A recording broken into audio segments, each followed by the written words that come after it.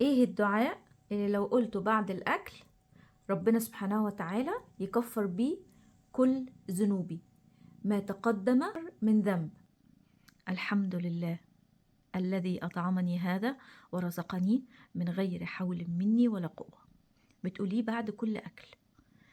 في الحالة دي ربنا سبحانه وتعالى بيغفر لك ما تقدم وما تأخر من ذنب. والموضوع سهل كده، سهل كده. وده حديث عن النبي عليه الصلاة والسلام، صحيح ما فيهوش اي شك ولا اي ضعف. طب لو الموضوع سهل قوي كده، هي الناس ليه ما بتقولهوش؟ ان انا مره كنت قاعده بتكلم مع اولادي وقلت لهم قولوا الحديث ده بعد الاكل. فرد عليا ابني الصغير قال لي طب ما دام الموضوع سهل قوي كده الناس ما بتعملوش ليه؟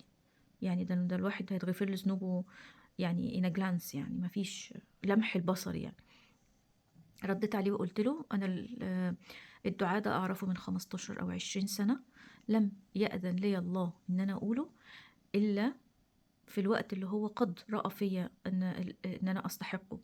وبعيدا عن الاستحقاق، يعني ده شيء في علم غيب ربنا.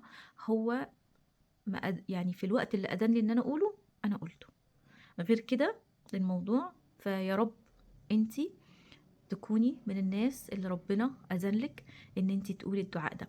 وطبعا تكفير الذنوب هي الذنوب دون الكبائر. الكبائر ده موضوع تاني خالص. تكفير الكبائر احنا عارفينها، ان احنا التوبة النصوحة والندم على الفعل والعزم على عدم العودة إليه. وفي حاجة تانية متعلقة لو هي ليها علاقة بحقوق العباد، ان احنا نرضي العباد او نرد المظالم. في الحالة دي انت كده ان شاء الله يعني فلة كده. ان شاء الله اللهم تقبل منا ومنكم وجعله في ميزان حسناتي وحسناتكم.